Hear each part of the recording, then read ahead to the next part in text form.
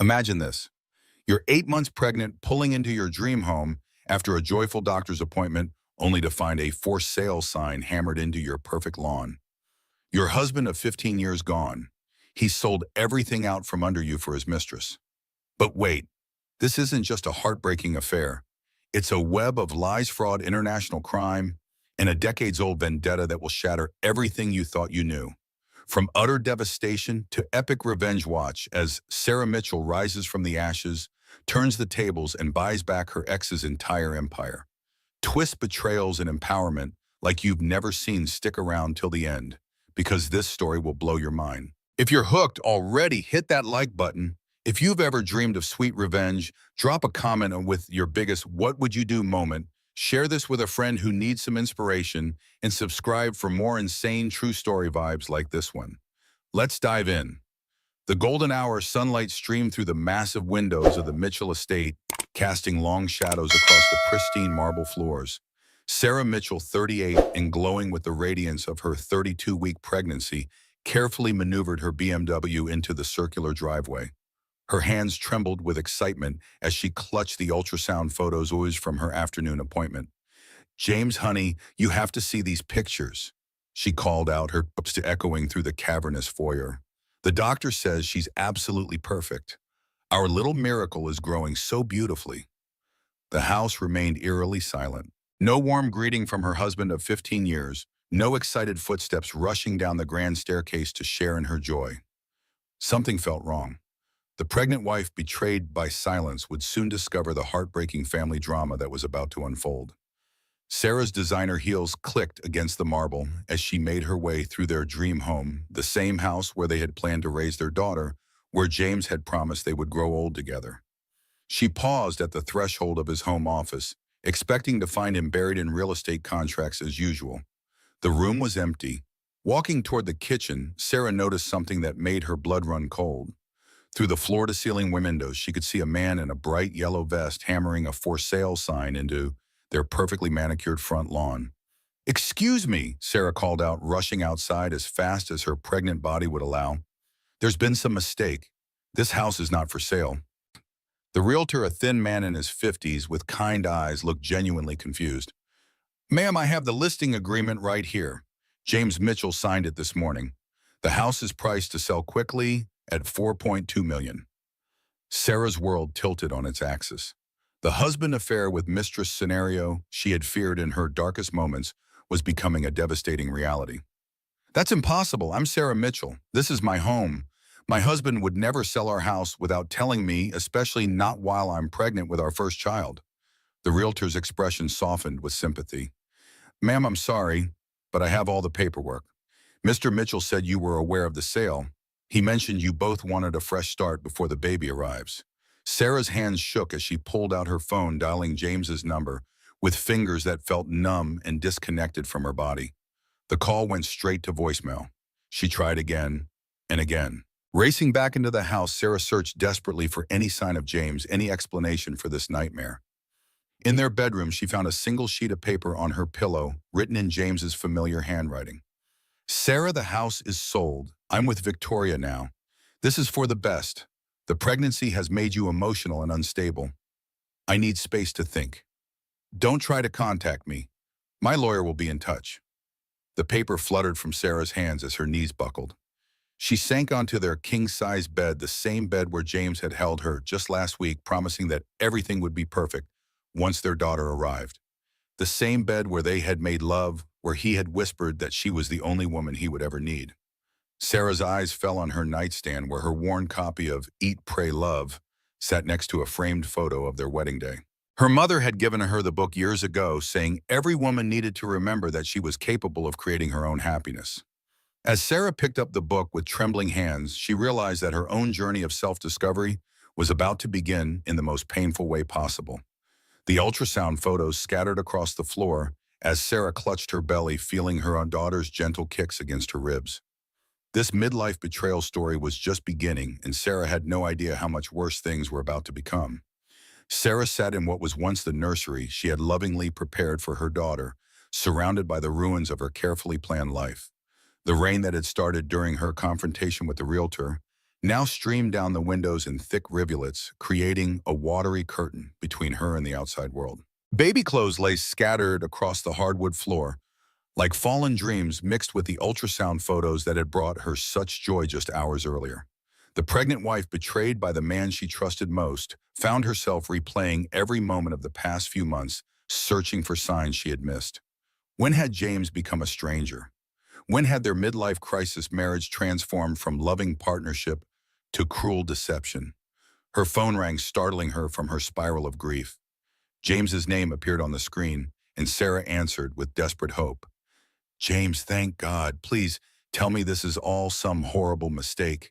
Please tell me you're coming home. His voice was cold, mechanical, nothing like the warm tone that had once made her feel safe and cherished. Sarah, I left you a note. I thought I was clear. Clear about what? About abandoning your pregnant wife, about selling our home without my knowledge or consent. James, I don't understand what's happening. You've become comfortable, Sarah. Predictable. Victoria challenges me in ways you never could. She makes me feel alive again. Victoria. The name hits Sarah like a physical blow. Who is Victoria? James, please, just come home. We can work through whatever this is. We're having a baby. Our daughter needs her father. Victoria Sterling. She's been helping me renovate the office spaces in my downtown properties. She's brilliant, Sarah. She's everything you used to be before you got so settled. Sarah's sister Jenny had warned her about this moment years ago, quoting Dr. Phil's advice about second-chance relationships in midlife crises. Some men hit their 40s and suddenly think they need to recapture their youth by trading in their wives like old cars, Jenny had said. Sarah had laughed it off, then certain that James was different, that their love was stronger than such cliches. James, please don't do this. I love you. We built a life together. We're about to become parents. Doesn't that mean anything to you? I've already moved out, Sarah. Victoria and I have found a place together. The house sale will give us both fresh starts.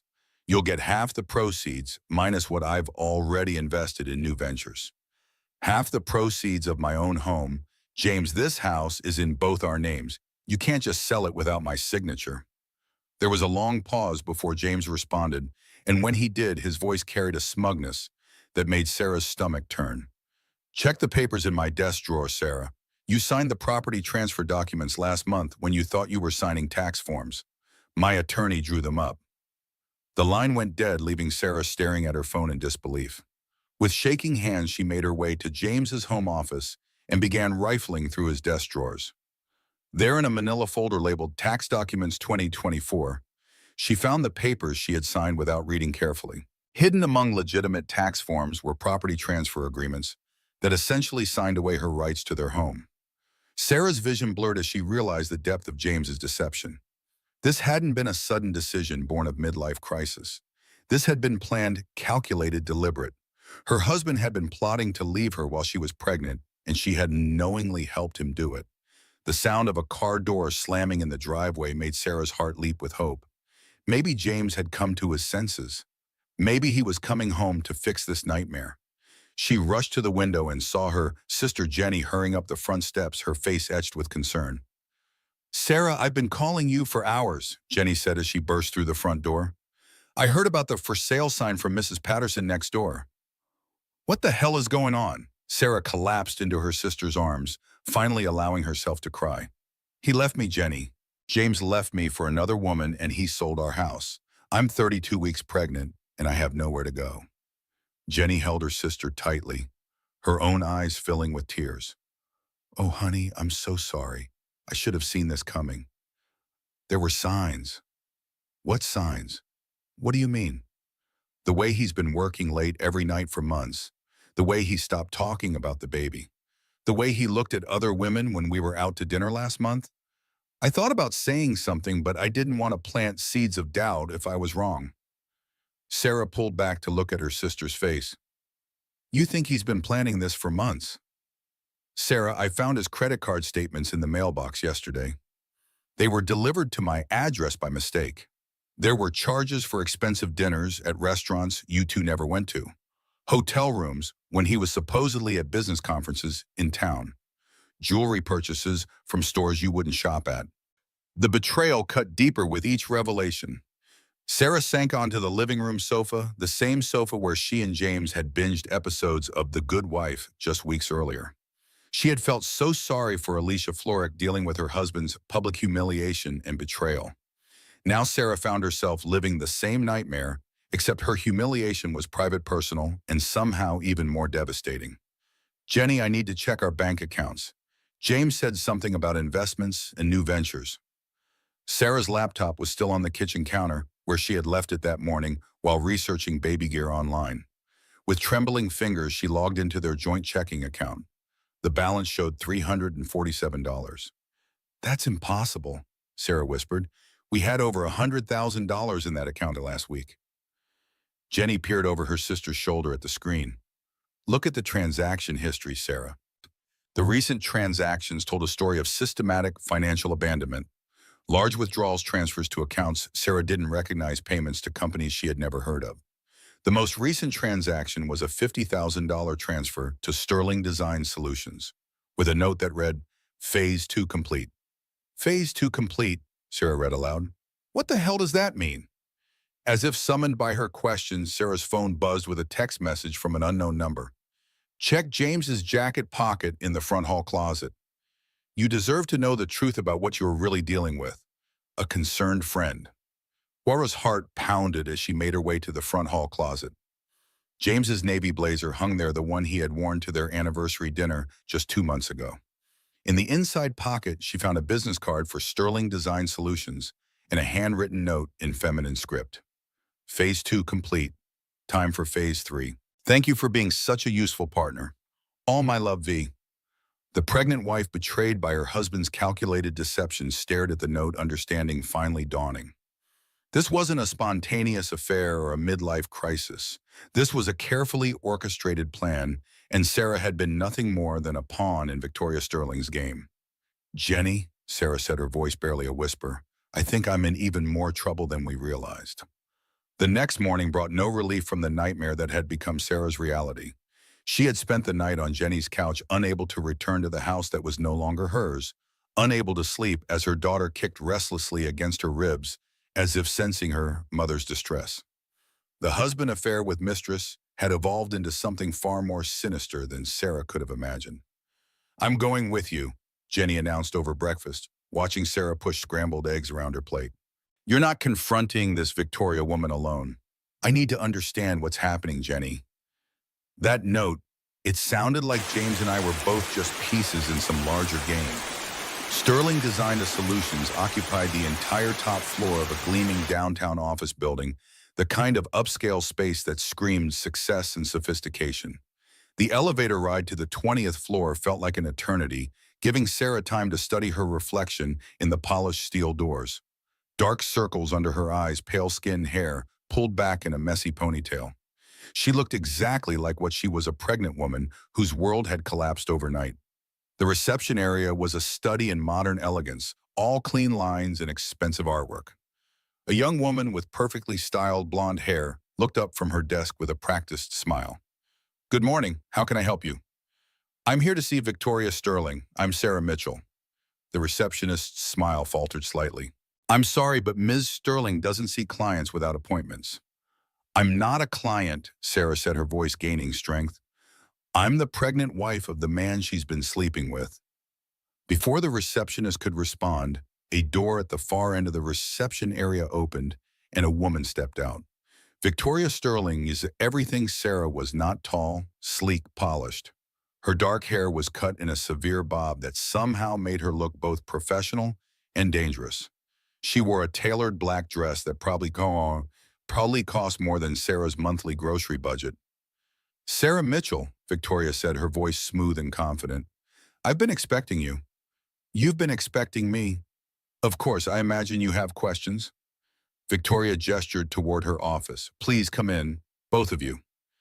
Victoria's office was a testament to ambition realized. Awards and accolades covered one wall, while the others featured architectural drawings and before and after photos of stunning interior renovations. A massive desk dominated the space, and Sarah noticed that it held a framed photo of James. Please sit, Victoria said, settling behind her desk like a queen holding court. I suppose you want to know how long James and I have been together. I want to know why, Sarah said, surprised by the steadiness in her own voice. I want to know why you targeted my husband, why you destroyed my family.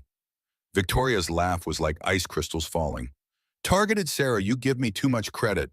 James came to me, remember? He hired Sterling Design Solutions to renovate his office spaces. I simply provided comprehensive services. The note in his jacket pocket mentioned phases. This was planned. Of course it was planned. Nothing worth having ever happens by accident. Victoria leaned forward, her eyes glittering with something that might have been excitement. Did you really think a man like James would stay satisfied with suburban domesticity forever? Did you think that because you were carrying his child, you had some kind of permanent claim on his attention? Jenny reached for Sarah's hand, squeezing it in support. Sarah could feel her sister's anger radiating through the gesture, but she forced herself to remain calm. How long have you been sleeping with my husband? 8 months, since the day we met, actually. James has such vigor for a man in his 40s. Much more than I expected from someone so trapped in domestic mediocrity. The words hit Sarah like physical blows, but she pressed on. The business card note mentioned phase 3. What's phase 3? Victoria's smile was predatory. Smart question. Phase 1 was establishing our personal relationship while I gained access to James's business operations. Phase 2 was removing obstacles to our future together. That would be you and your claim on his assets. And phase 3, expansion. James has built an impressive real estate portfolio, but he lacks vision. He's been playing it safe for too long, making conservative investments that barely maximize his potential. I've identified opportunities for growth that he never would have considered on his own. Sarah felt a chill that had nothing to do with the office's aggressive air conditioning. What kind of opportunities? The kind that require significant capital investment. The kind that require a man to be free from the financial obligations of supporting a wife and child. The heartbreaking family drama was revealing itself to be something even more calculated than Sarah had feared. Victoria hadn't just stolen her husband, she had stolen him for his money. There's something else you should know, Victoria continued, reaching into her desk drawer. She pulled out a manila envelope and slithered it across the desk. I wasn't entirely honest when I said James came to me first. Sarah opened the envelope with trembling hands. Inside were printed emails dating back over a year, correspondence between Victoria and a private investigator detailing James's daily routines, his business practices, his financial holdings, and his personal relationships. You had him investigated before you ever met him. Due diligence, Dara. I don't enter into any relationship without understanding exactly what I'm getting into. James Mitchell was identified as an ideal candidate for partnership based on his financial portfolio, his lack of sophisticated business advisors, and his obvious dissatisfaction with his personal life. His dissatisfaction with his peers' personal life? Victoria's expression turned almost pitying. Sarah, you're a lovely woman, I'm sure. But you're also predictable, comfortable, safe. Men like James don't want safe. They want to be challenged, inspired, pushed to achieve more than they thought possible. You offered him domesticity, I offered him empire. The meeting continued for another 20 minutes, each revelation more devastating than the last. Victoria explained how she had researched James's business contacts, his financial vulnerabilities, his psychological profile. She had approached him with a business proposal that had been carefully crafted to appeal to his specific ambitions and insecurities. As Sarah and Jenny finally left the office building, Sarah felt as though she was seeing the world through new eyes. This wasn't the midlife betrayal story she had assumed it was. This was something far more sophisticated and ruthless. Sarah, Jenny said as they stood on the sidewalk outside the building, there's something else we need to discuss. What do you mean? The way Victoria talked about James's financial portfolio, the way she mentioned expansion and capital investment, it sounded like she knows more about his business than she should. Sarah's phone buzzed with a text from her lawyer friend Diane. Can you meet this afternoon? I've been looking into the property transfer documents you sent me. There are some irregularities we need to discuss immediately. As they drove toward Diane's office, Sarah couldn't shake the feeling that Victoria's master plan was even more complex than what had been revealed. The pregnant wife betrayed by her husband was beginning to understand that she might also be the victim of something that bordered on financial fraud. Jenny, Sarah said as they pulled into the parking garage, I think we're going to need more help than just a divorce lawyer. The investigation into James's sudden wealth and Victoria's sophisticated business operations was about to reveal connections that would change everything Sarah thought she knew about her husband's success and her own vulnerability. Diane Foster's law office occupied a modest suite in a professional building downtown, a far cry from the gleaming tower where Victoria Sterling held court. But Diane's 25 years of family law experience had taught her to recognize predatory patterns that glossier attorneys might miss. She spread James's property transfer documents across her conference table like evidence at a crime scene. Sarah, these documents are fraudulent, Diane said without preamble. The signatures don't match your usual signing patterns, and the notary seal is fake. Sarah felt a momentary surge of hope, the first she had experienced in days. So the house sale isn't legal. The house sale itself is legal because James had power of attorney rights that you granted him 3 years ago for business purposes. But these transfer documents that supposedly removed your ownership rights, they're worthless. What does that mean? It means you still legally own 50% of that house regardless of what James told you. But Sarah, there's something else. Diane's expression grew grave. I ran James's name through the county property records database.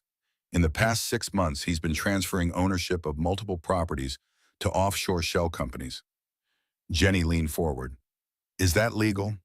It's not illegal, but it's highly suspicious, especially when combined with these falsified documents. Sarah, I think your husband has been planning to hide assets from you for much longer than you realized. Sarah's momentary hope began to crumble. How much are we talking about? Based on what I can find in public records, James has moved approximately $8 million worth of real estate assets offshore. But I suspect that's just what I can trace. There could be much more. The financial hardship after betrayal was beginning to take shape as something far more devastating than a simple divorce settlement. Sarah was learning that her husband hadn't just left her. He had systematically robbed her. Diane, I need to ask you something that might sound crazy. Is it possible that Victoria Sterling has been helping James hide these assets? Why do you ask? Sarah told Diane about her meeting with Victoria, about the private investigator reports about the calculated nature of their relationship. As she spoke, she watched Diane's expression grow increasingly concerned. Sarah, or what you're describing sounds like a sophisticated financial fraud scheme. If Victoria targeted James specifically for his assets and has been helping him move money offshore, this isn't just about adultery anymore. This could be criminal. As if summoned by their conversation, Sarah's phone rang. The caller ID showed the name of her temporary apartment complex. Miss Mitchell, this is Janet from Riverside Manor. I'm calling about your rent payment. It was due yesterday and our records show the automatic payment was declined.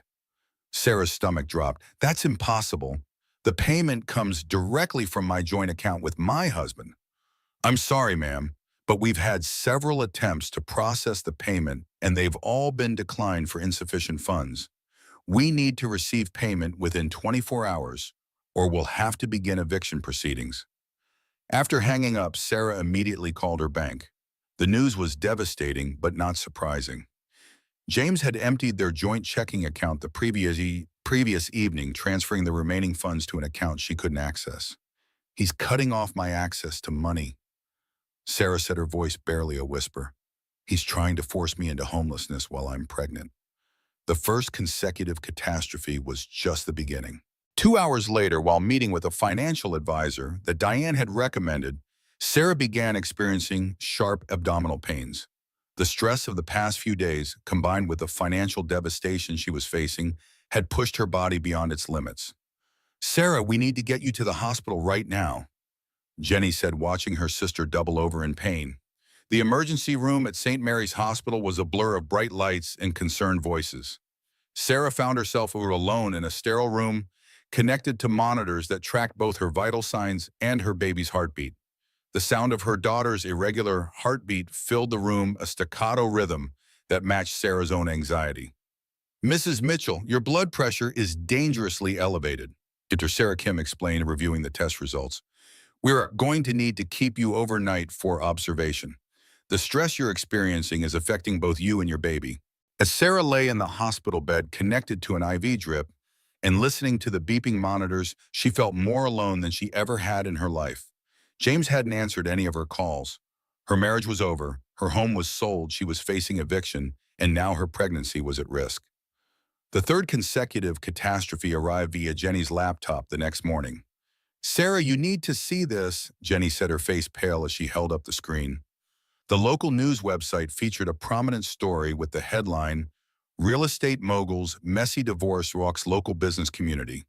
The article included a large photo of Sarah taken during one of her hospital visits, looking exhausted and disheveled. The caption read, "Pregnant wife of successful businessman James Mitchell seeks shelter after shocking abandonment." How did they get this photo? How do they even know about our situation? Jenny scrolled through the article, which detailed James's real estate empire, his relationship with successful interior designer Victoria Sterling, and Sarah's current unstable emotional state following the divorce proceedings. Sarah, look at this quote. The article included a statement from Victoria Sterling's publicist. "Ms. Sterling and Mr. Mitchell are focused on building their future together and their expanding business partnership. They wish Mr. Mitchell's estranged wife well during this difficult transition and hope she can find the help she needs for her emotional struggles." Sarah felt as though she had been punched in the stomach. Not only had Victoria stolen her husband and helped him steal her money, but now she was publicly humiliating her by suggesting Sarah was mentally unstable. "Who gave them this story?" Sarah asked. "I think I know," Jenny said grimly, showing Sarah the byline. "This was written by Mark Stevens. He's been the business reporter for the Tribune for 15 years. He doesn't usually cover divorce stories unless someone specifically feeds him information." "You think Victoria called him?" "I think Victoria has been planning this public humiliation as carefully as she planned everything else." Dr. Martinez arrived for Sarah's afternoon therapy session, a service Diane had arranged given the trauma Sarah was experiencing. Dr. Helen Martinez specialized in midlife reinvention and had worked with hundreds of women navigating similar crises. "Sarah, I want you to understand something important," Dr. Martinez said as they sat in the hospital's small counseling room. "What you're experiencing isn't just betrayal, it's systematic psychological and financial abuse designed to make you feel powerless." "I do feel powerless." "That's exactly what they want. But Sarah, I've read your background. You have a master's degree in business administration from Northwestern. You graduated summa cum laude. You manage the financial aspects of James's early real estate investments. You're not powerless. You've just been made to feel that way." Dr. Martinez pulled out a piece of paper with a quote printed on it. "I want you to keep this with you and read it whenever you feel overwhelmed. It's from Maya Angelou, Still I Rise. You may write me down in history with your bitter, twisted lies. You may trod me in the very dirt, but still like dust I rise." As Sarah read the words, something shifted inside her. The pregnant wife, betrayed by her husband's calculated cruelty, was beginning to remember that she had once been a force to be reckoned with. "Dr. Martinez, I need to ask you something.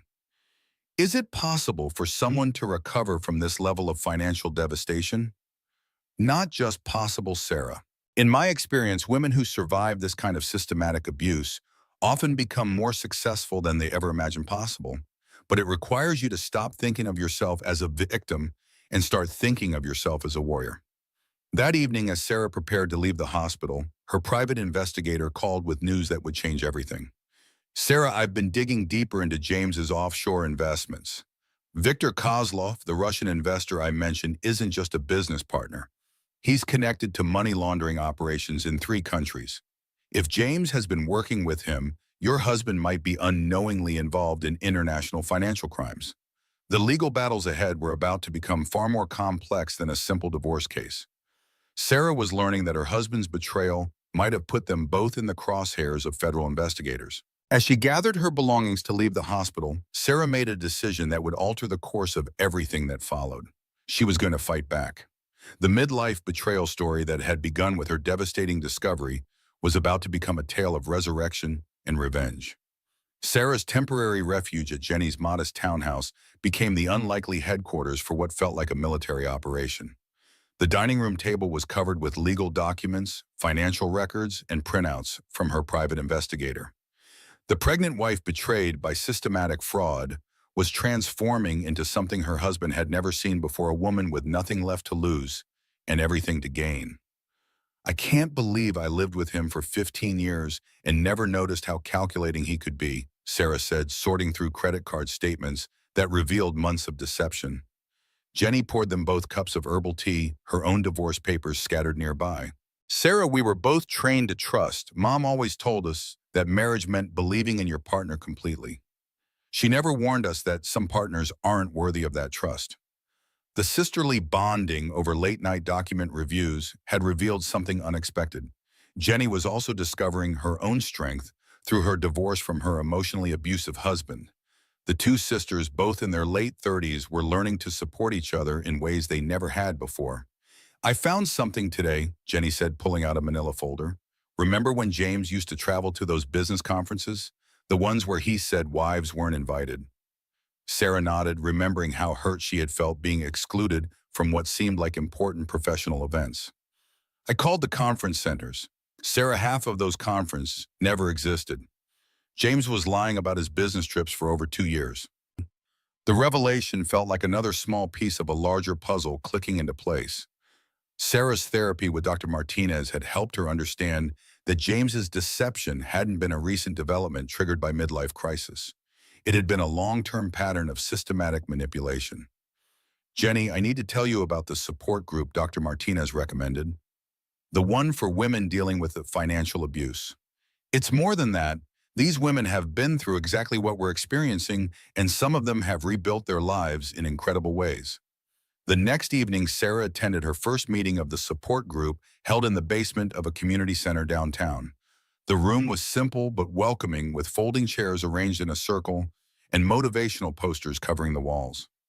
Maria Rodriguez, 41, was a high school teacher who had discovered her ex-husband had been stealing from her classroom supply budget to fund his gambling addiction.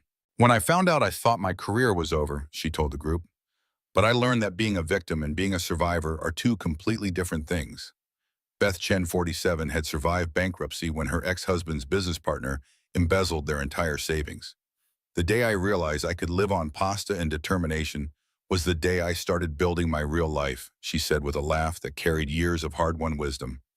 Claire Williams, 39, was a single mother who had built a successful consulting business after her ex-husband left her with 3 children and $40,000 in debt. The best revenge is a life well lived and a bank account he could never dream of having, she said. Each woman's story resonated with Sarah in different ways, but it was their collective strength that made the biggest impact. These weren't broken victims. They were warriors who had faced devastation and emerged stronger. Sarah, Maria said after the formal meeting ended, Claire mentioned you have a business background. Have you thought about using your skills to investigate James's financial activities? I wouldn't know where to start. Actually, you would, Claire interjected. You managed his early investments right. You probably know his business patterns better than anyone. And with your MBA, you have the analytical skills to trace complex financial transactions. Beth pulled out her laptop. Let me show you something. After my divorce, I learned about digital forensics. There are ways to track hidden assets that most people don't know about. For the next 2 hours, the women taught Sarah techniques for investigating financial fraud. Maria showed her how to use social media to trace business connections. Beth demonstrated online tools for researching corporate structures and ownership. Claire explained how to identify red flags in financial documents that might indicate money laundering. The key, Claire explained, is to stop thinking like a wife who trusted her husband and start thinking like a detective who suspects her target of fraud.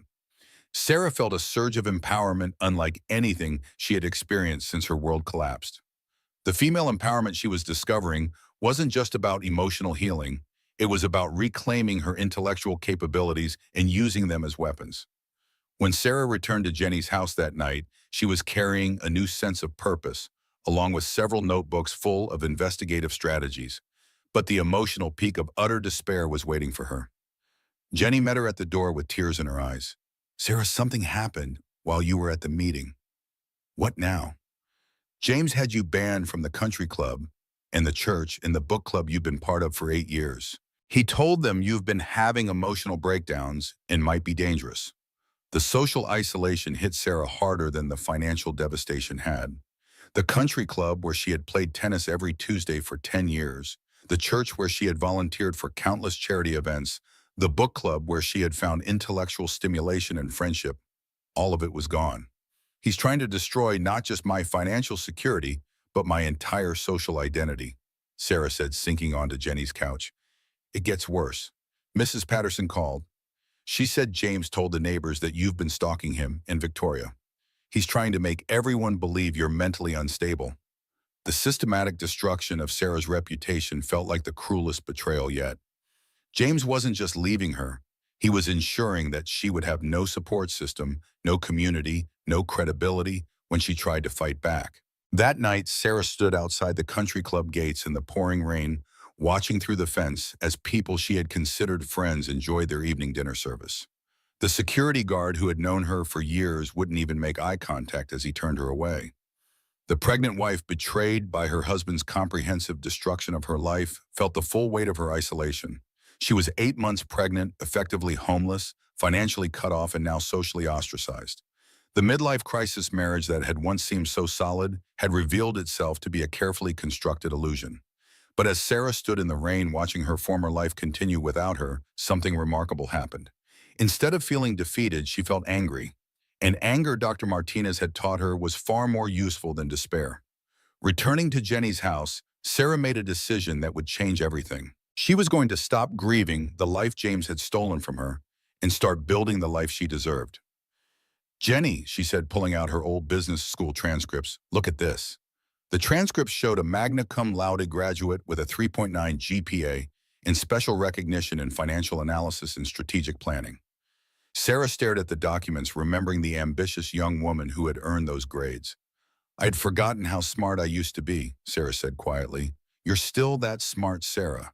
You just let James convince you to hide it. The therapy and self-discovery process was revealing something important, and Sarah hadn't lost her abilities during her marriage. She had simply stopped using them. The woman who had once analyzed complex financial models and developed strategic business plans was still there, buried under years of domestic routine. That night, Sarah found a USB drive in James's belongings that Jenny had rescued from the house before the sale was finalized. The drive was password protected, but Sarah remembered James's typical password patterns from their shared accounts.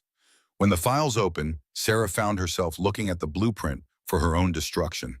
Encrypted documents detailed offshore investments, shell company structures, and financial transfers that painted a picture of systematic asset hiding that had been going on for over a year. But most shocking was a folder labeled Phase 3 Implementation that contained business plans for a series of real estate developments funded entirely with money that should have been considered marital assets. Jenny, Sarah said, her voice filled with grim satisfaction. I think James just gave me everything I need to destroy him. The female empowerment that had been building through therapy and support group participation was about to become something far more tangible, the tools for legal and financial warfare. Sarah was no longer just a betrayed wife seeking survival. She was becoming a strategist, planning victory. The encrypted files on James's USB drive revealed a level of sophisticated financial manipulation that stunned even Sarah's business-trained mind. Working late into the night with Claire's guidance, Sarah began to understand the scope of what her husband had been planning. Look at this, Sarah said, pointing to a spreadsheet on Claire's laptop screen. James has been transferring assets to offshore accounts for 18 months. This isn't a recent decision triggered by meeting Victoria. This was planned before I even got pregnant. Claire's expertise in financial consulting proved invaluable as they decoded the complex web of shell companies and international transfers. Sarah, your husband hasn't just been hiding assets from you. He's been setting up a completely parallel financial life. These companies in the Cayman Islands, these investments in Eastern European real estate developments, this is the infrastructure for permanently relocating wealth. The midlife betrayal story was revealing itself to be something far more sinister than Sarah had imagined. This wasn't a man who had fallen in love and made impulsive decisions. This was a man who had been systematically preparing to abandon his pregnant wife while ensuring she would have no claim on the wealth they had built together. But Claire, there's something else here that doesn't make sense. Look at these investor names. The documents listed Viktor Kozlov as a primary partner in several of James's offshore ventures, But there were other names as well. Russian and Ukrainian investors, companies with addresses in countries Sarah had never heard James mention. Sarah, I think you need to call that FBI agent your investigator mentioned. This looks like more than just asset hiding. This looks like money laundering. The health scare that had sent Sarah to the hospital the previous week had been a warning sign her body couldn't ignore. The stress of uncovering the depth of James's betrayal, combined with the physical demands of advanced pregnancy, was pushing her beyond her limits. I can't keep doing this, Sarah said, feeling dizzy as she stood up from Claire's kitchen table. My blood pressure is still dangerously high, and I'm supposed to be on bed rest. Then we need to get you help that doesn't require you to do all the investigative work yourself, Claire said practically. Sarah, you have evidence of potential federal crimes. You need to turn this over to people who can handle it professionally.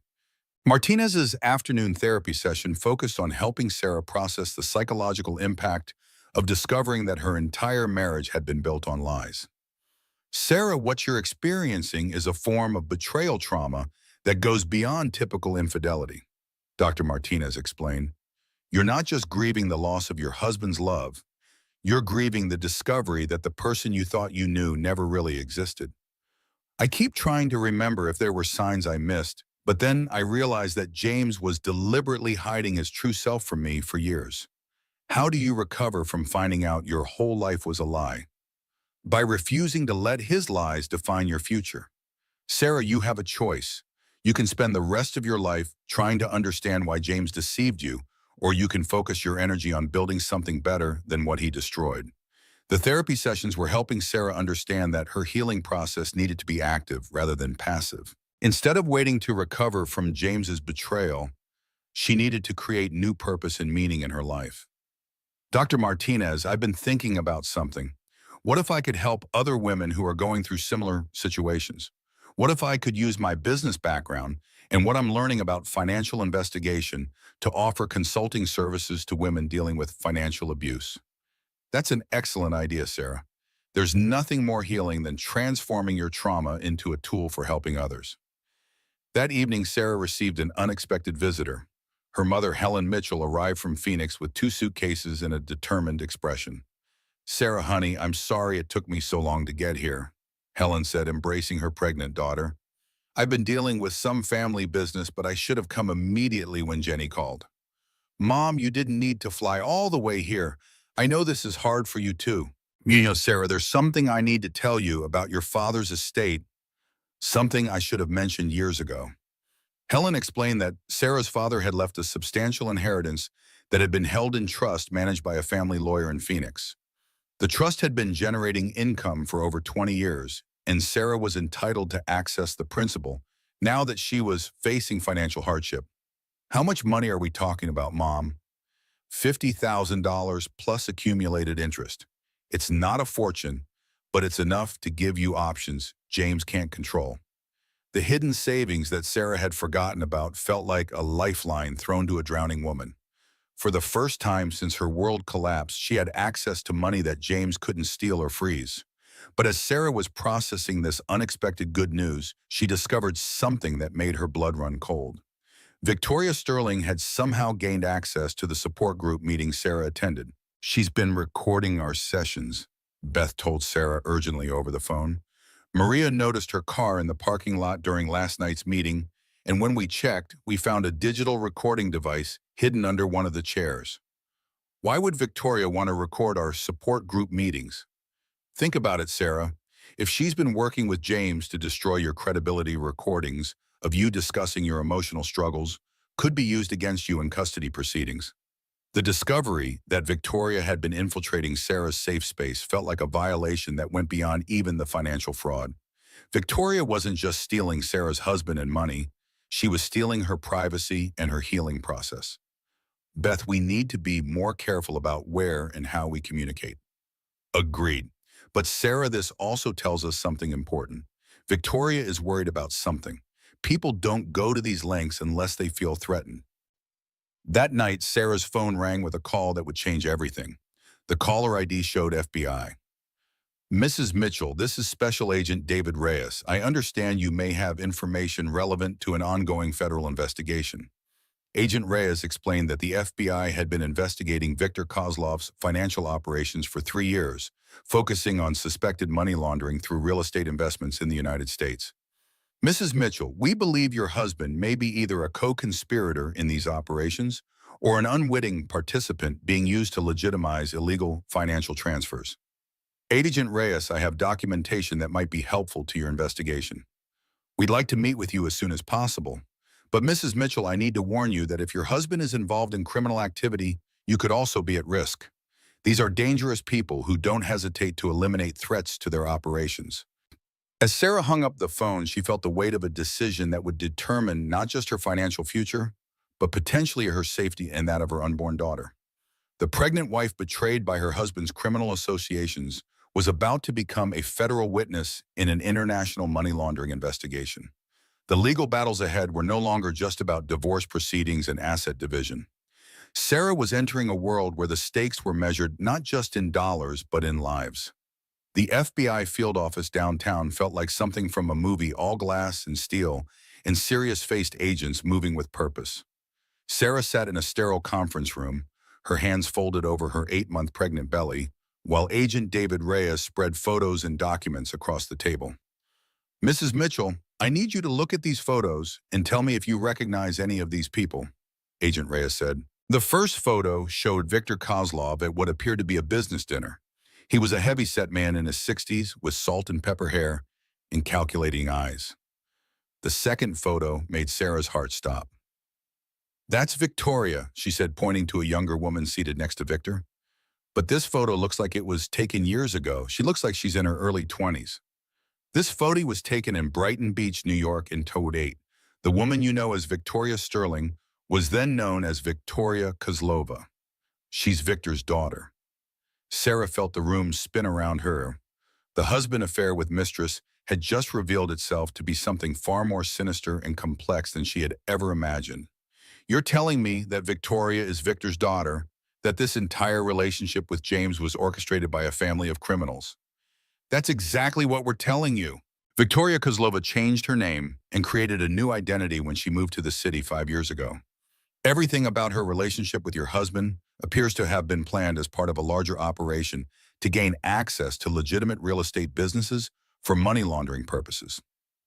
Agent Reyes continued to lay out photos and documents that painted a picture of systematic targeting and manipulation. Victoria had researched James's business operations, his personal vulnerabilities, and his financial structure before ever making contact with him. The interior design business is real, Agent Reyes explained, but it's primarily a front for gaining access to high-value real estate investors.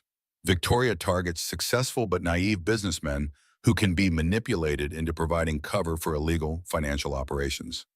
But James thinks he's in love with her. James is a useful fool, Mrs. Mitchell. Victor and Victoria have been cultivating him for over a year, making him feel special and important, while gradually gaining control over his business decisions. The betrayal layers were revealing themselves like an archaeological dig, each level more devastating than the last. Sarah had thought her husband had betrayed her for love. Then she had discovered it was for money and ambition.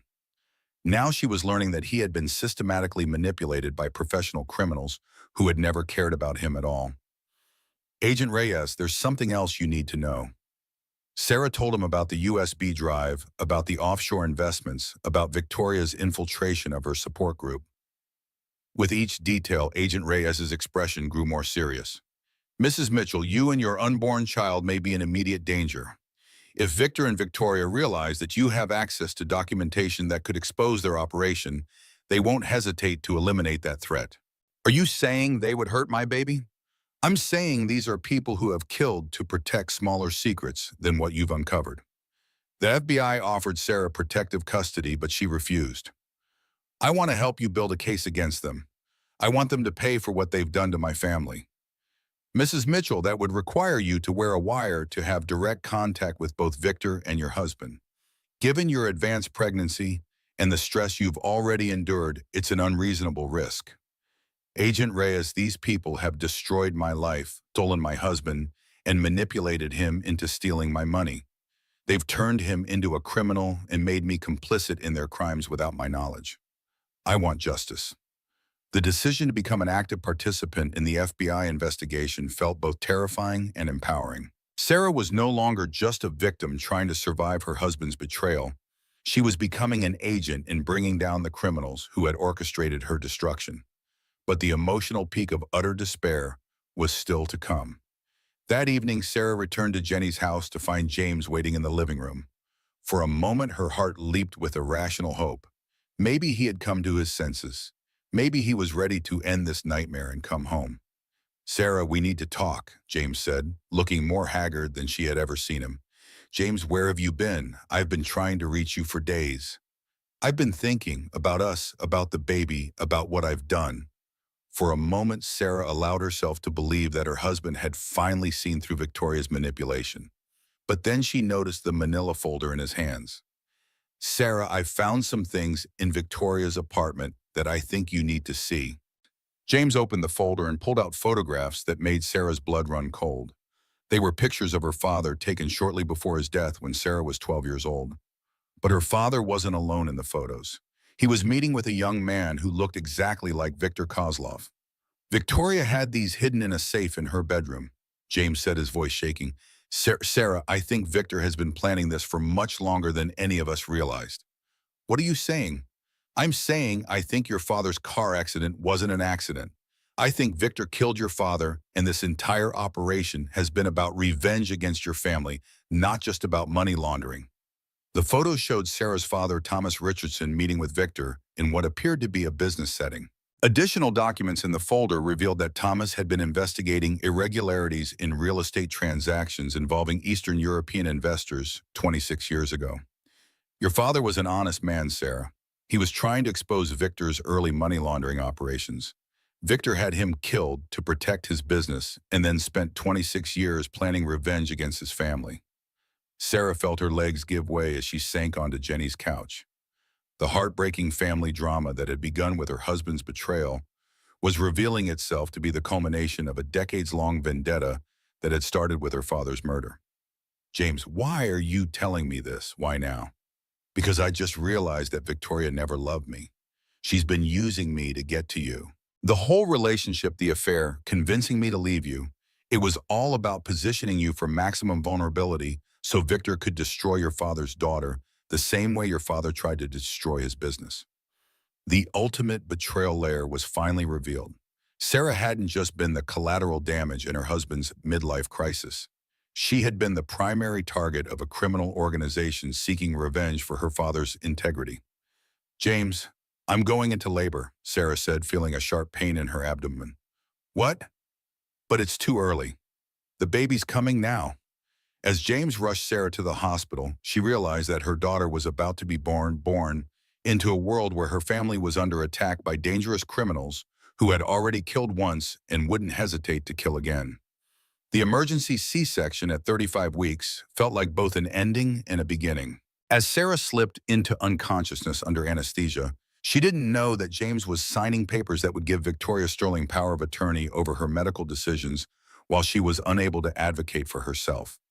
The pregnant wife, betrayed by her husband's manipulation, was about to become a mother fighting to protect her child from criminals who had orchestrated her family's destruction across 2 generations. Sarah woke up in the recovery room to the sound of tiny, rapid breathing. Through the fog of anesthesia and exhaustion, she focused on the source of the sound, a small plastic incubator next to her bed containing the most beautiful baby she had ever seen. "Sophia," Sarah whispered, her voice hoarse from the breathing tube. "My little Sophia." The NICU nurse smiled as she checked the monitors. "She's doing wonderfully for a 35-week baby. Strong lungs, good reflexes. She's a fighter just like her mama." As Sarah reached through the incubator's porthole to touch her daughter's impossibly small hand, she felt something she hadn't experienced in months, pure, uncomplicated joy. Sophia's tiny fingers wrapped around Sarah's index finger with surprising strength, and in that moment, Sarah knew exactly what she was fighting for. "Mrs. Mitchell." A woman in a dark suit entered the room. "I'm Detective Linda Morrison with the County Sheriff's Department. I need to speak with you about some documents that were signed while you were in surgery." Sarah's post-surgical euphoria evaporated instantly. "What documents?" "Your husband signed papers giving Victoria Sterling temporary power of attorney over your medical care and decision-making regarding your daughter. The hospital is required to honor those documents unless you can prove they were signed under fraudulent circumstances. The female empowerment that had been building through months of betrayal and discovery crystallized into laser-focused determination. Detective Morrison, those documents are fraudulent, and I can prove it. But first, I need you to ensure that Victoria Sterling has no access to my daughter. Ma'am, without a court order, I can't override legal power of attorney documents.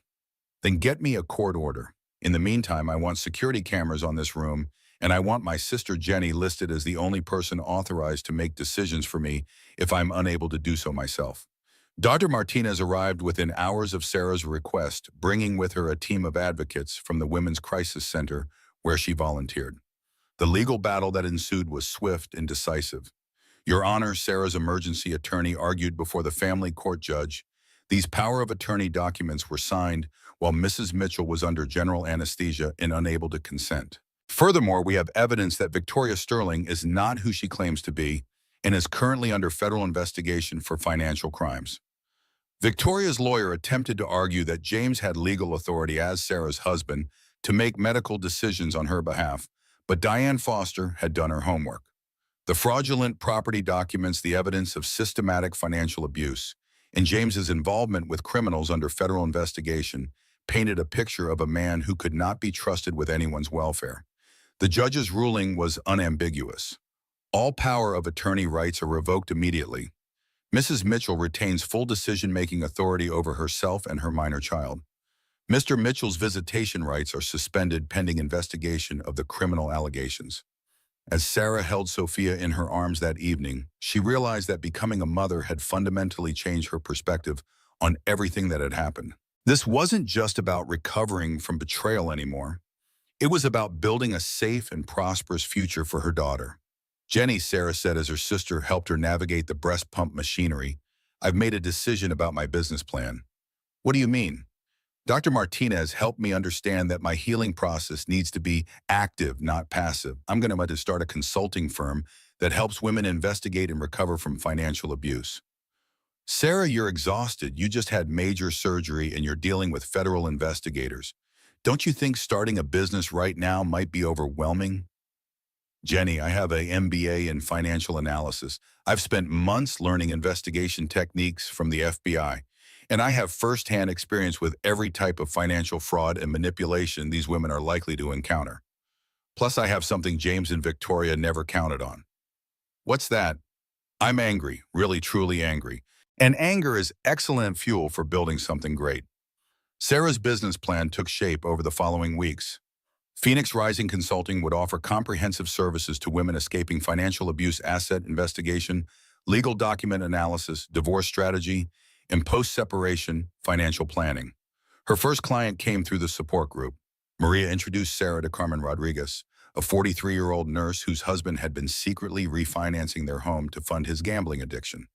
Mrs. Rodriguez, I can help you trace exactly where your money went and develop a strategy for protecting your remaining assets, Sarah explained during their first consultation. But I need you to understand that this isn't just about recovering money. It's about ensuring you never again find yourself vulnerable to this type of abuse. Working with Carmen proved therapeutic for Sarah in ways she hadn't expected. Using her business skills to help another woman reclaim her financial independence felt like reclaiming her own power. The FBI investigation was moving forward with Sarah's cooperation. Agent Reyes had arranged for her to wear a wire during a meeting with Victor Kozlov, who had requested to meet with her directly. Mrs. Mitchell, Victor wants to negotiate, Agent Reyes explained. He's offering to return James's assets in exchange for your silence about his business operations. He's worried about what I know. He should be. Your documentation of the offshore transfers combined with our investigation is enough to bring him federal charges. But Sarah, this meeting is dangerous. Victor is desperate, and desperate criminals make unpredictable choices. Agent Reyes, this man killed my father and spent 26 years planning to destroy me. I want him to pay for what he's done. The meeting with Victor took place in a downtown restaurant, a public place that the FBI could easily monitor. Sarah wore a wire hidden in her nursing bra, an ironic touch that made her feel powerful rather than vulnerable. Viktor Kozlov in person was exactly as intimidating as his photograph suggested. He was a large man with cold eyes and an accent that made every word sound like a threat. Mrs. Mitchell, you have something that belongs to me. I have documentation of crimes you committed, Mr. Kozlov. That's not the same thing. Your father made the same mistake. He thought he could interfere with my business operations without consequences. So you killed him. Your father was investigating transactions that were none of his concern. He made choices that put his family at risk. The confession was exactly what the FBI needed, and Victor's implicit threat against Sarah and Sophia was enough to justify immediate arrest. Mr. Kozlov, you've just admitted to murder and threatened a federal witness, Agent Reyes said, emerging from behind a nearby pillar with his gun drawn. You're under arrest. As Victor was handcuffed and led away, Sarah felt a closure she hadn't expected. The man who had killed her father and orchestrated her husband's betrayal was finally going to face justice. But the story wasn't over. As Sarah left the restaurant, Victoria Sterling approached her on the sidewalk. Sarah, we need to talk. There are things about this situation you still don't understand. I understand enough. You and your father destroyed my family for money. My father destroyed your family for revenge, Sarah. But I never wanted you to get hurt. I want to help you take him down completely. The enemy of my enemy proposition that Victoria was offering would lead to the most unexpected alliance of Sarah's life and to discoveries that would change everything she thought she knew about her father's death and her husband's susceptibility to manipulation. The resilience that Sarah had been building through months of betrayal and recovery was about to be tested in ways she could never have imagined. Victoria Sterling stood on the sidewalk outside the restaurant where her father had just been arrested, looking nothing like the confident interior designer who had destroyed Sarah's marriage. Her perfectly styled hair was disheveled, her expensive makeup was smeared, and her hands were shaking. Sarah, please. 5 minutes. That's all I'm asking for. Sarah looked at the woman who had systematically seduced her husband, stolen her money, and infiltrated her support group. Every instinct told her to walk away, to let the FBI handle Victoria's fate. But something in Victoria's desperation gave Sarah pause. You have 5 minutes. Talk. My father has been planning this revenge against your family for 26 years. But Sarah, he didn't tell me about your father's murder until last week. I thought this was just about money laundering and asset acquisition. You expect me to believe you didn't know your father was a killer. I grew up knowing my father was involved in questionable business practices, but I thought it was just financial crime. White-collar stuff. I didn't know he had killed anyone until found those photos of your father in his safe. Sarah studied Victoria's face, looking for signs of deception. The federal empowerment training she had received from Agent Reyes had taught her to recognize when people were lying, and Victoria's distress appeared genuine. Why should I trust anything you say? You seduced my husband as part of a criminal conspiracy. Because I can give you something you want more than revenge against me. I can give you complete destruction of my father's empire and full recovery of everything he stole from your family. Victoria explained that Victor's arrest would only touch the surface of his criminal organization. He had been moving money through dozens of shell companies and legitimate businesses for decades, building a network that would survive his incarceration unless someone with insider knowledge helped investigators dismantle it completely. I have access to his private files, his offshore account numbers, his contact list of corrupt officials and business partners. I can help the FBI trace every dollar he's stolen and every life he's destroyed. What's in it for you? Immunity from prosecution and a new identity. The FBI has offered me witness protection in exchange for my cooperation. But I also want something else. I want to help you build something that will last longer than my father's criminal empire. Sarah, your consulting business could become a national organization helping thousands of women. I have connections in business and finance that could make that happen. The moral lessons on resilience that Dr. Martinez had been teaching Sarah suddenly felt relevant in an unexpected way. Sometimes healing required working with people who had hurt you, not because they deserved forgiveness, but because cooperation served a larger purpose. Victoria, I need to understand something. Did you ever feel anything real for James, or was it all manipulation? Victoria's expression softened with what appeared to be genuine regret. At first, it was purely strategic. James was a target, nothing more. But after a few months, I started to see why you loved him. He's a good man who got caught up in something he didn't understand. He abandoned his pregnant wife for you. He abandoned his pregnant wife because my father and I made him believe that you didn't appreciate him, that you were holding him back from his potential. We played on his midlife insecurities and his desire to feel important. Sarah thought about James sitting in jail awaiting trial for his unwitting participation in money laundering. The husband who had betrayed her was also, in many ways, another one of Victor's victims. Victoria, if I agree to work with you, I have conditions. Name them. First, you will have no contact with James while he's awaiting trial. Second, you will return every dollar that came from marital assets. Third, you will provide a full confession detailing exactly how you manipulated him. Agreed. And fourth, you will use your business connections to help me build a consulting firm that puts women like you out of business forever. The unlikely alliance between Sarah and Victoria began that very afternoon. Victoria's knowledge of her father's business operations combined with Sarah's analytical skills and the FBI's investigative resources created a formidable force for dismantling Victor's criminal empire. Sarah's first client referred through Victoria's connections was Rebecca Chen, a tech executive whose husband had been stealing from her startup to fund his affair with his secretary. Mrs. Chen, your husband didn't just betray you personally. He committed embezzlement that could destroy your business and put your employees out of work, Sarah explained during their consultation. But we can trace exactly where your money went and develop a strategy for both personal and professional recovery. The business breakthrough that came from helping Rebecca recover her stolen assets and save her company proved that Phoenix Rising Consulting could serve a much larger market than Sarah had originally envisioned. Sarah, Victoria said as they reviewed the financial documents from Rebecca's case. There are hundreds of women in similar situations in this city alone. Tech executives, medical professionals, small business owners, successful women whose partners are stealing from them in sophisticated ways. You think we should expand the business model? I think we should franchise it.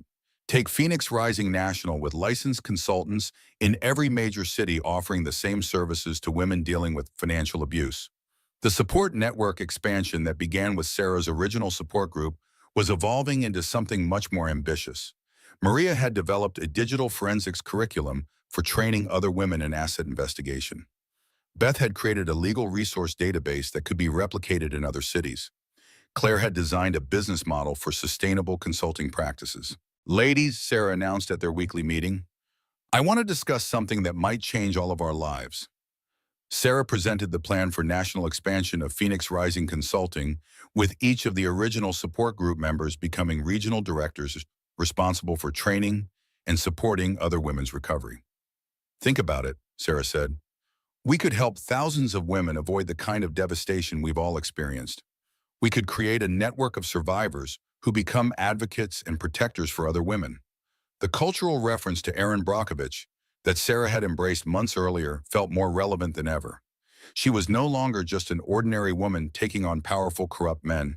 She was becoming a leader in a movement that could change how society responded to financial abuse. But as Phoenix Rising Consulting's success grew, so did the danger. Victor's criminal network included people who were still free, still operating, and increasingly desperate to stop Sarah's cooperation with federal investigators. Sarah, we have a problem, Agent Reyes called to warn her. Victor's associates have been asking questions about you and your baby. We think they may be planning to use threats against Sophia to pressure you into stopping your cooperation with our investigation. The decision to accept FBI protection for herself and Sophia was easy, but the decision about what to do with the information Victoria had provided was more complex. Sarah now had access to financial records that could destroy dozens of legitimate businesses that had unknowingly been used for money laundering. Agent Reyes, some of these businesses have innocent employees who will lose their jobs if we expose their owners' criminal activities. Sarah, that's not your responsibility. Your responsibility is to help us stop criminals and protect other potential victims. The emotional hook that would define the next phase of Sarah's journey came in an unexpected form, a phone call from James. Sarah, I need to warn you about something. Victor's people have been visiting me in jail. They're planning something that could put you and Sophia in immediate danger. What kind of something? They know about your consulting business, about the women you're helping. They think if they can destroy your credibility and your business, they can undermine your testimony against Victor. How would they destroy my credibility? Sarah, they have videos of us in our bedroom from when we were still married. Victoria had cameras installed in our house months ago. The revelation that her most private moments with James had been recorded and could be used to humiliate her felt like the cruelest violation yet. But instead of feeling defeated, Sarah felt something. She recognized the familiar anger that had fueled her transformation from victim to warrior. James let them release the videos. I'm not ashamed of loving my husband or of trying to save my marriage. If they think they can destroy me with evidence of intimacy and vulnerability, they're about to learn how wrong they are. The resilience that Sarah had built through months of betrayal and recovery had transformed her into someone who could face any humiliation, any threat, any challenge. The pregnant wife, who had once been devastated by her husband's abandonment, had become a woman who could turn even the most personal attacks into fuel for her mission. The empire that Victor had spent decades building was about to face an opponent he had never encountered before, a mother who had nothing left to lose and everything to gain. The FBI's Financial Crimes Unit had never seen anything quite like the dismantling of Viktor Kozlov's criminal empire. With Victoria's insider knowledge and Sarah's analytical skills, federal investigators were able to trace money laundering operations spanning 3 decades in 5 countries. Mrs. Mitchell, your cooperation has led to the largest asset recovery in this district's history, Agent Reyes announced during a briefing at the federal building. We've frozen over $200 million in assets and identified 37 shell companies used for laundering money from drug trafficking, human trafficking, and arms dealing. Sarah stood at the conference room window holding 6-month-old Sophia, watching the city skyline where her husband's real estate empire had once seemed so impressive. Now she understood that James's success had been built on a foundation of criminality that he had never recognized. Agent Reyes, what happens to the legitimate businesses that were unknowingly used for money laundering? That's where your consulting firm becomes even more valuable. Many of these businesses were owned by entrepreneurs who were manipulated the same way your husband was. They'll need exactly the kind of asset recovery and reputation rehabilitation services that Phoenix Rising provides. The business triumph that Sarah had never imagined was taking shape. Her consulting firm had grown from a one-woman operation focused on helping betrayed wives to a regional organization serving any individual or business that had been victimized by financial predators. Sarah, Victoria said as they reviewed the FBI's asset recovery list, "There's something else we need to discuss. The forfeited assets from my father's organization are going to be auctioned by the government. You could purchase James's former properties for cents on the dollar." The irony was almost too perfect. Sarah could literally buy back the empire that James had stolen from her, acquiring it at a fraction of its value through the legal proceedings that resulted from her own testimony against the criminals who had manipulated him. Victoria, I want you to understand something. I'm not doing this for revenge against James. I'm doing this because these properties represent resources that can be used to help other families recover from financial abuse. The master strategy that Sarah had been developing went far beyond personal recovery. She was building a sustainable organization that could generate income through real estate investments while using those profits to provide free services to women who couldn't afford private consulting. Sarah, Maria said during their weekly meeting, "You've created something incredible here. Phoenix Rising owns properties worth millions of dollars, employs 37 women, and has helped over 200 families recover stolen assets. And we're just getting started," Sarah replied, looking around the conference room of their new headquarters, located in the same building where James used to have his office. "Beth, what's the status of our franchise applications?" Beth had been working with attorneys to develop a licensing model that would allow Phoenix Rising consultants to operate in cities across the country. "We have approved applications for Chicago, Denver, Seattle, and Atlanta. Each franchise will be run by women who have survived financial abuse and completed our certification program." Claire had developed a training curriculum that combined practical investigation techniques with therapeutic support for both consultants and clients. The beauty of this model is that it creates career opportunities for survivors while providing services to women who are still in crisis. The bought his empire back element of Sarah's story had evolved into something much more meaningful than personal vindication. She had used the destruction of Victor's criminal organization to build something that would protect other families from similar devastation. But the climactic confrontation that would define Sarah's complete victory was still to come.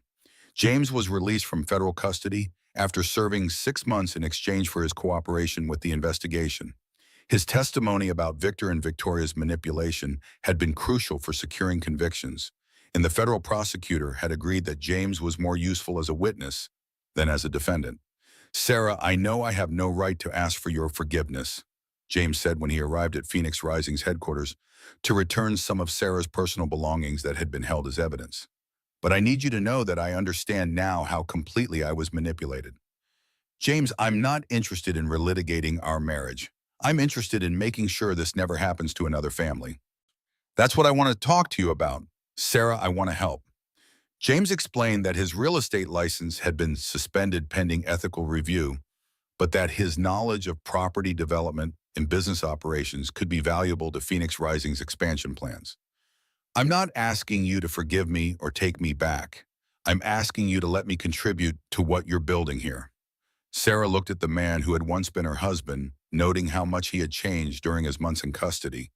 The arrogance and entitlement that had made him vulnerable to Victoria's manipulation had been replaced by something that looked like genuine humility.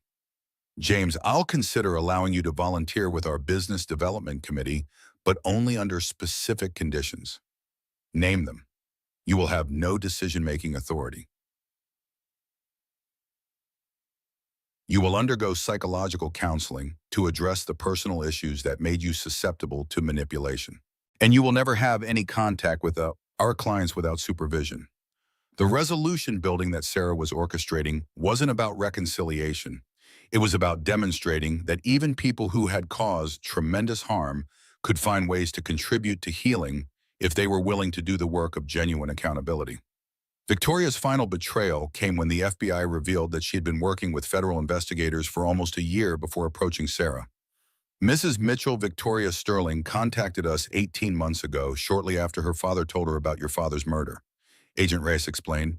"She's been gathering evidence against him ever since, but she needed someone with access to James's financial records to make the case airtight." "You're saying she used me to build her case against her father. We're saying she recognized that you were the key to stopping him, and she was willing to sacrifice her relationship with your husband to make that happen." Sarah felt a complex mix of anger and admiration. Victoria had manipulated James and destroyed Sarah's marriage, but she had also taken enormous personal risks to stop a killer and bring down a criminal empire. "Agent Reyes, where is Victoria now?" "Witness protection. She'll never be able to use her real identity again, but she's alive, and Victor will spend the rest of his life in federal prison." The emotional hook that had sustained Sarah through months of betrayal and recovery was finally being satisfied.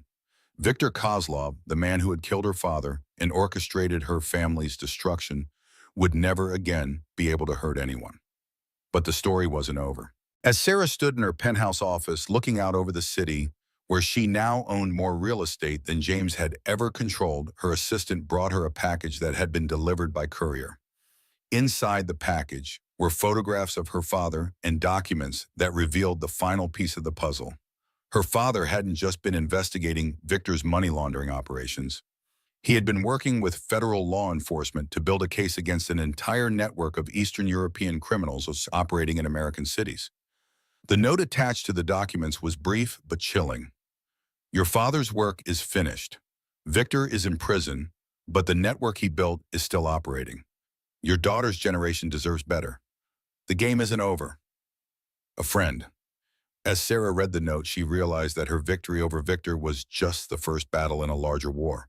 The empire she had built from the ashes of her betrayal would need to become something even more powerful and far-reaching than she had originally envisioned. Looking down at Sophia, who was sleeping peacefully in her office playpen, Sarah made a decision that would determine the next phase of her life. She was going to expand Phoenix Rising into an organization capable of taking on not just individual predators, but entire criminal networks that targeted vulnerable families. The financial recovery that had begun with Sarah's personal devastation was evolving into a mission that would honor her father's sacrifice and protect her daughter's future. 2 years after Viktor Kozlov's conviction, Sarah Mitchell stood on the balcony of her penthouse office holding 3-year-old Sophia and watching the sunset paint the city skyline in shades of gold and crimson. The Phoenix Rising Foundation, now operated in 15 cities, had helped over 2,000 families recover stolen assets and employed more than 200 survivors of financial abuse. "Mama, look at the pretty lights," Sophia said, pointing at the office buildings where lights were beginning to twinkle in the gathering dusk. "Yes, baby. Those lights represent thousands of families going home to safe places tonight because of the work we do here." The final victory that Sarah had achieved went far beyond personal revenge or even financial recovery. She had built something that would outlast any individual criminal and protect generations of families from the kind of devastation her own family had experienced. "Sarah," Jenny called from inside the office, "the Netflix people are here for the documentary interview." The media attention that Phoenix Rising had attracted was both a blessing and a responsibility. Sarah's story had inspired other survivors to come forward, but it had also attracted the attention of criminals who saw her organization as a threat to their operations. Mrs. Mitchell, the documentary producer, said, as cameras were set up around the conference table, "When you first discovered your husband's affair, did you ever imagine it would lead to exposing an international money laundering network?" "I thought my world was ending," Sarah replied honestly. "I had no idea it was actually beginning." The interview covered Sarah's journey from betrayed wife to federal witness to successful entrepreneur, but the most important part focused on the other women who had found healing and purpose through Phoenix Rising.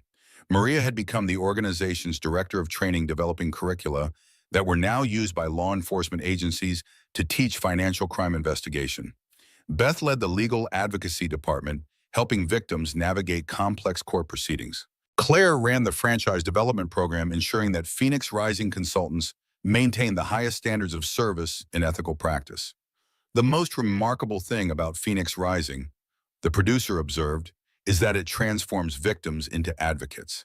Every woman who receives services is invited to become part of the solution for other women." "That's intentional," Sarah explained. "We believe that healing happens when you move from being someone who was hurt to someone who prevents others from being hurt." Victoria Sterling had kept her promise to help build Phoenix Rising into a national organization. Working through her witness protection identity, she had used her business connections to facilitate partnerships with legitimate companies that wanted to support women's financial empowerment. "Sarah," Victoria said during one of their carefully monitored phone conversations, "the franchise applications are exceeding our capacity to provide training and oversight. You might need to consider international expansion." "Victoria, I want Phoenix Rising to grow, but I never want it to become so large that we lose sight of individual families who need help." The balance between growth and intimacy had become one of Sarah's primary management challenges. Success brought resources and influence, but it also brought complexity and bureaucracy that could interfere with the organization's core mission. James had found his own path to redemption through his volunteer work with Phoenix Rising's Business Development Committee. His real estate expertise had proven valuable for expanding the organization's property portfolio, which now included safe houses for women escaping financial abuse and office buildings that provided affordable space for other nonprofit organizations. "Sarah, I know I can never fully repair the damage I caused," James said during one of their quarterly meetings to discuss Sophia's custody schedule. "But I hope that my work with Phoenix Rising helps protect other families from going through what we went through." Their relationship had evolved into something Sarah had never expected: a cooperative partnership focused on their daughter's well-being and their shared commitment to Phoenix Rising's mission.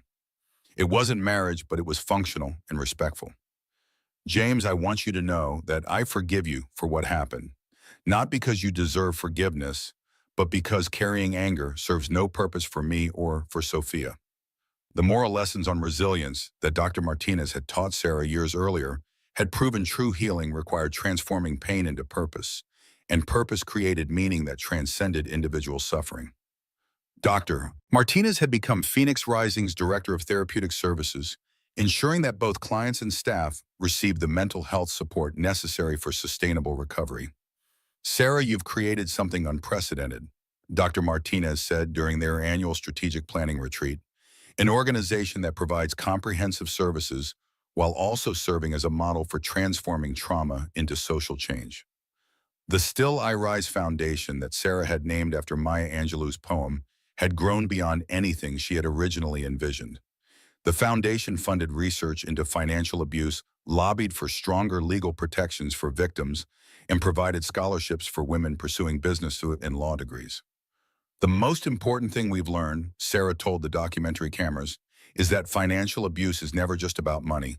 It's about power and control. When we help women recover their financial independence, we're helping them recover their agency and their dignity.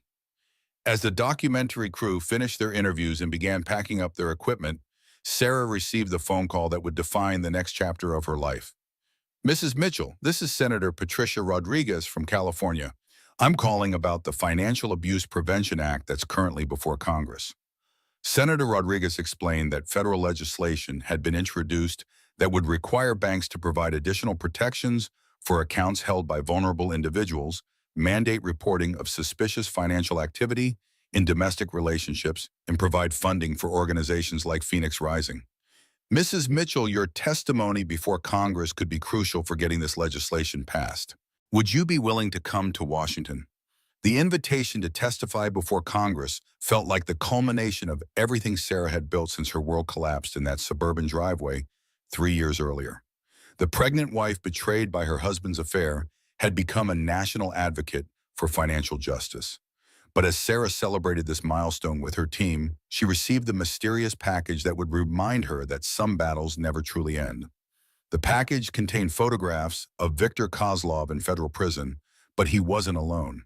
He was meeting with visitors who appeared to be conducting business, suggesting that his criminal network was still operating despite his incarceration.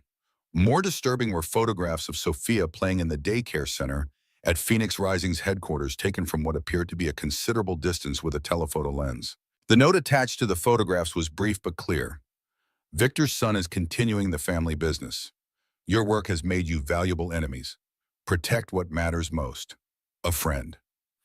As Sarah read the note, she realized that her victory over Victor was just the first chapter in a larger story.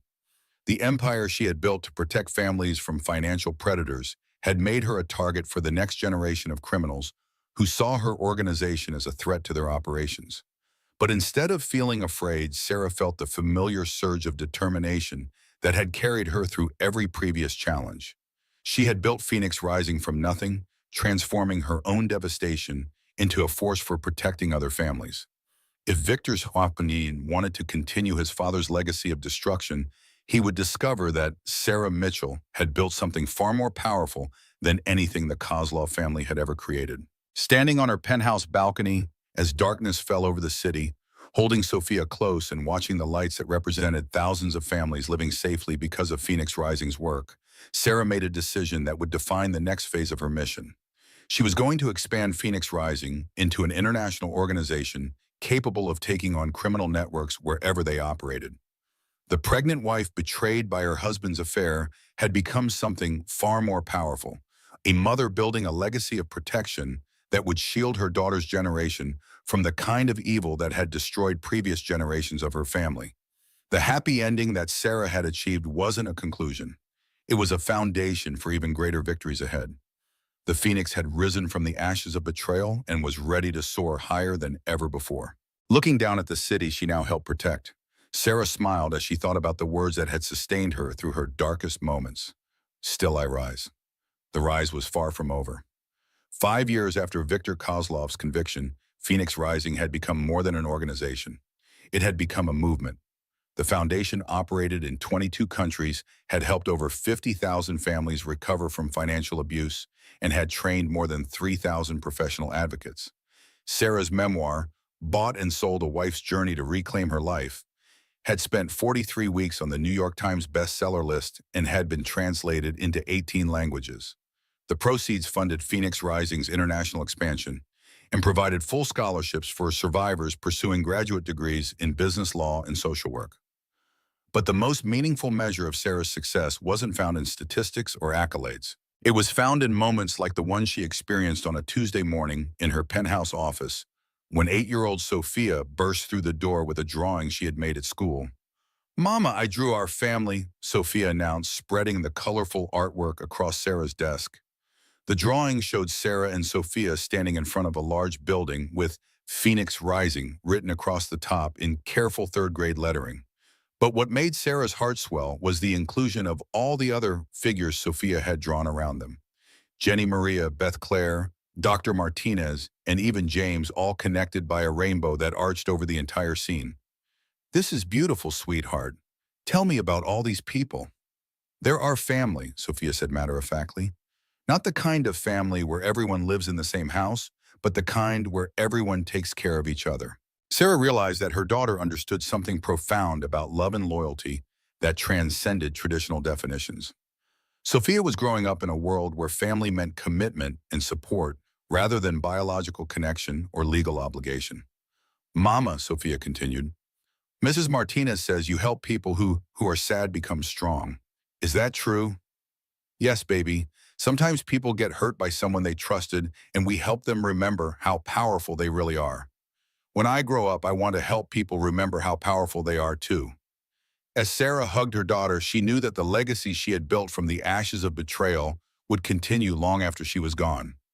Sophia was growing up understanding that strength came from helping others, that success meant creating opportunity for people who had been hurt, and that the greatest victory was building something that protected future generations. The phoenix had risen, and she had taught her daughter to fly. The story that had begun with a devastating discovery in a suburban driveway had become an epic of transformation, justice, and hope. The pregnant wife, betrayed by her husband's affair, had become a force for changing how society protected its most vulnerable members. And in the end, that transformation had been worth every moment of pain, every tear shed, and every battle fought. Sarah Mitchell had not just survived her betrayal, she had used it to build something beautiful and lasting and strong. The empire she had bought back was so much more than real estate and bank accounts. It was an empire of hope built by women who refused to let their wounds become their endings, who chose instead to transform their scars into sources of strength for others. Still they rise. Still they build. Still they protect. Still they love. And the phoenix continues to soar.